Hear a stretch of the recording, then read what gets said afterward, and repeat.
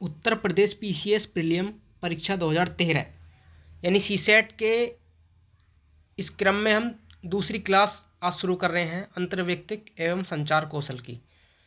तो एक पहली क्लास में हमने 2012 के पेपर को हल करा। आप मेरी प्ले लिस्ट में जाके वीडियो देख सकते हैं। यूपी पीसीएस पेपर 2 के नाम से मैंने प्ले लिस्ट बनाई है। और आज अब हम देखेंगे पेपर 2013 का पहला प्रश्न देखते हैं हम। इसमें लगभग 20 से 22 प्रश्न आए हैं अंतर्वैयक्तिक एवं संचार कौशल के। तो आप मेरे साथ रहेंगे और मैं कोशिश करूँगा एक्सप्लेन बहुत कम से कम करूँ ताकि वीडियो लंबी ना हो, ताकि आप आसानी से देख सकें। तो आप एक एक प्रश्न को मेरे साथ देखेंगे, पढ़ेंगे और समझेंगे।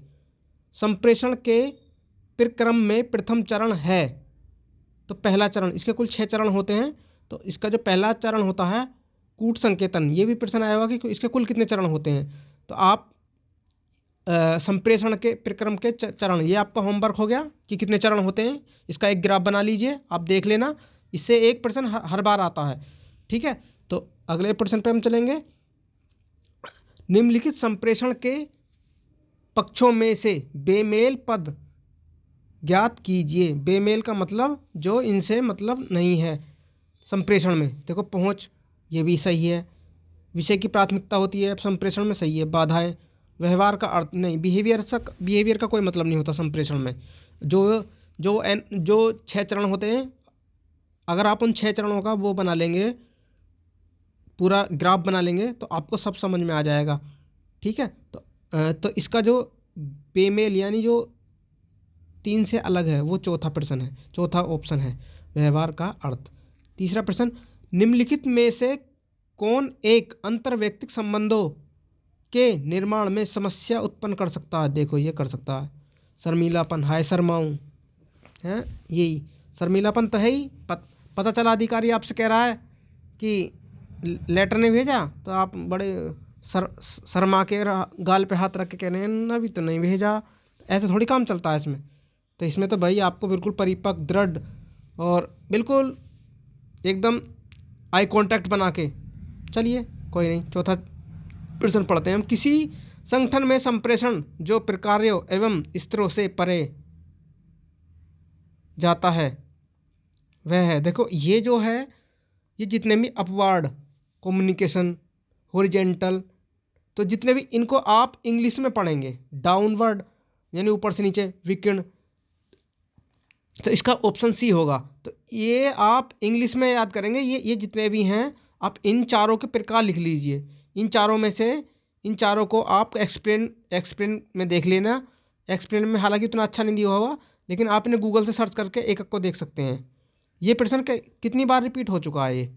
ये रिपीट तो नहीं हुआ, मतलब घुमा फिरा के इनके अंदर के ऑप्शन से एक क्वेश्चन आ जाता है। आगे भी आपको देखने को मिलेगा। तो हम अगले प्रश्न पर चलते हैं। अंतर्वैयक्तिक संप्रेषण के निम्नलिखित प्रतिमानों में से किसमें समानता संबंध संप्रेषित होता है परंतु प्रत्येक व्यक्ति के पास भिन्न क्षेत्रों पर प्राधिकार होता है। संतुलित विभाजन प्रतिमान, ठीक है। संतुलित विभाजन प्रतिमान, संतुलित विभाजन, द बैलेंस्ड, हाँ यही है पहला ही। आप इंग्लिश भी पढ़ सकते हैं। देखो इंग्लिश पढ़ोगे तो अच्छा समझ में आ जाएगा। और मैं तो यही कहूँगा कि इसकी इंग्लिश भी तैयार करें आप। निम्नलिखित संप्रेषण संजालों में से किसमें समूह का प्रत्येक सदस्य केवल अपने से निकटतम सदस्य से ही संप्रेषण कर सकता है। हाँ देखो, श्रृंखला जाल, जो बिल्कुल चेन वाला ही कर सकता है। चेन वाला अपने बराबर वाले से संप्रेषण कर सकता है। देखो ये बस थोड़ा तर्क लगाना है, इन पे है कुछ नहीं इनमें। जब व्यक्ति यह अनुभव करते हैं कि उनके व्यवहार को प्रतिबंधित किया जा सकता है तो वे एक प्रकार से प्रतिक्रिया करते हैं, जिसे कहा जाता है मनोवैज्ञानिक प्रतिघात। अगला प्रश्न चलेंगे।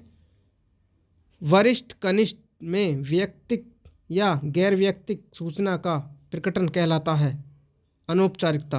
अच्छा, वरिष्ठ और कनिष्ठ, देखो अनौपचारिकता का मतलब होता है, मान लो कोई एक दूसरे के आसपास में बैठे हैं और अनौपचारिक कहते हैं, अरे वो फाइल निकालो, ये फाइल निकालो। अच्छा, मेल भेज दिया, नहीं भेज दिया। अब इन बातों को वो औपचारिक तरीके से थोड़ी करेंगे। मान लो अपने वरिष्ठ को कनिष्ठ से वो फाइल मांगनी है, तो ये थोड़ी उसे इसी बात की ईमेल करेगा, मैसेज टेक्स्ट करेगा, नहीं, ऐसी आवाज़ मार देगा नॉर्मली। तो ये जो नॉर्मली जो व्यवहारिक चीज़ें होती हैं वो अनौपचारिक होती हैं, ठीक है। और निम्नलिखित में से कौन सा कौशल किसी के साथ निकट मित्रता बनाए रखने के लिए सहायक होता है?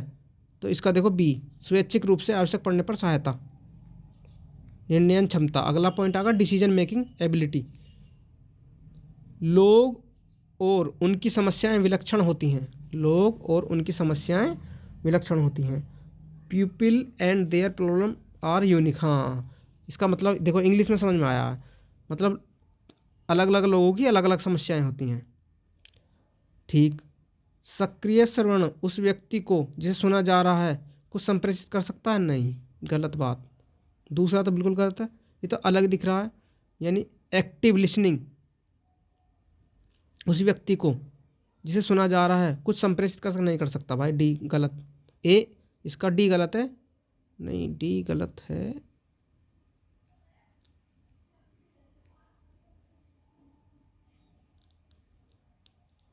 ये तो बहुत गलत दे रखा, लेकिन ये तो चलिए इन्होंने डी माना है मेरे हिसाब से, तो ये सक्रिय स्वर, चलिए इसका इन्होंने डी माना है, मुझे कुछ डाउट लग रहा है इस प्रश्न में।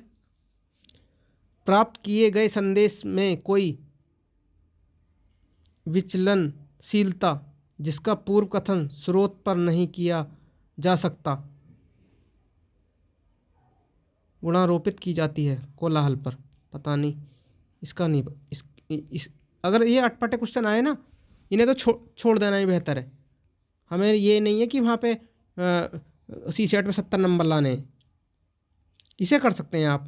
देखो ये तो बहुत आसानी से मिलान, ये मिलान का क्वेश्चन है, ये आसान, ऐसे क्वेश्चन नहीं छोड़ने हैं बिल्कुल भी, हैं। जैसे शाब्दिक है, शाब्दिक का सीधी सी बात है भाषा प्रवाहिता। लिखित क्या है?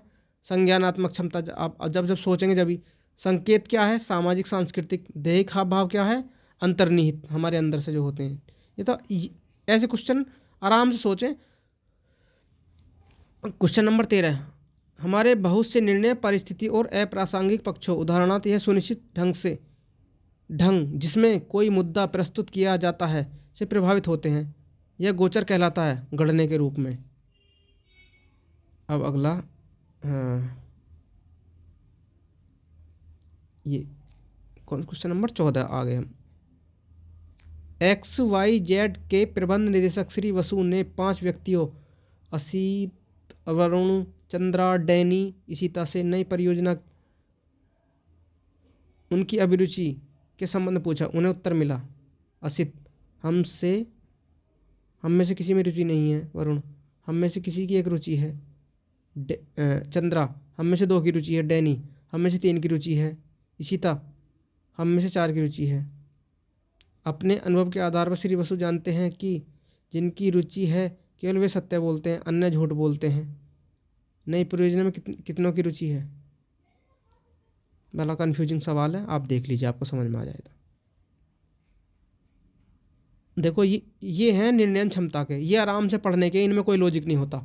जैसे प्रश्न नंबर 15 है, इसको आराम से आप रोक कर पढ़िएगा और बिल्कुल आराम से, ये आपके तर्क पे हैं, आराम से कर देंगे। ये बड़ा सवाल है, पढ़ने में बहुत समय हो जाएगा इसमें। ये बस हम क्वेश्चन नंबर 16 पाते हैं। जब कोई व्यक्ति किसी निर्णय के वांछित लक्ष्य के बारे में काफ़ी कम जानता हो और जब निर्णय के विकल्प अस्पष्ट हों तो ऐसी परिस्थिति संदिग्ध। हाँ, निम्नलिखित में कौन समूह निर्णय लेने की विशेषता नहीं है? निर्णय लेने की वजह सदस्य विचारों को वर्धित विविधता प्रस्तुत करते हैं। सदस्य समाधान की वर्धित स्वीकृति की ओर ले जाते हैं, नहीं। सदस्य कार्यकुशल होते हैं, सदस्य कार्यकुशल होते हैं। निम्नलिखित कौन सा निर्णय लेने की, हाँ इसका सी है। 18वां क्वेश्चन हो गया, निर्णय लेने के निर्णायक कथनों को जाना जाता है श्वेत शोध के रूप में। तार्किक, निम्नांकित में तर्कणा और अंतिम सोपान है बिल्कुल अंतिम सत्यापन सबसे लास्ट में। देखो इसकी एक्सप्लेनेशन दे रखी है इन्होंने, तैयारी, प्रकल्पना, निगमन और सत्यापन, ये 4 होते हैं। यानी कि तर्कणा, following the step for reasoning, इसके 4, तैयारी, फिर कल्पना, निगमन और सत्यापन। जब एक निष्कर्ष प्राय अव्यक्त या व्यक्त रूप में एक संभाव्यता कथन के रूप में अभिव्यक्त किया जाता है तो यह संदर्भित करता है आगमनात्मक तर्कणा को। मनोरंजन के लिए एक है, मनोरंजन की फिल्म अनिवार्य। फिल्में मनोरंजन का एकमात्र साधन है। लोग फिल्मों में आनंद लेते हैं, लोग नाटक नापसंद करते हैं। अब इसमें हमें तर्क लगाना है, यानी कि इसमें केवल कथन 2 निहित है। मनोरंजन के लिए फिल्म अनिवार्य है, कथन 2, लोग फिल्मों का आनंद निकलता है। चलिए यही है इसका, आप सोच समझ के उत्तर दे सकते हैं। उसके बाद तो सामान्य मानसिक योग्यता आगे, यानी रीजनिंग के सवाल आगे, जिसका हमारी क्लास से कोई लेना देना नहीं है। तो अब हम समाप्त करते हैं इस क्लास को।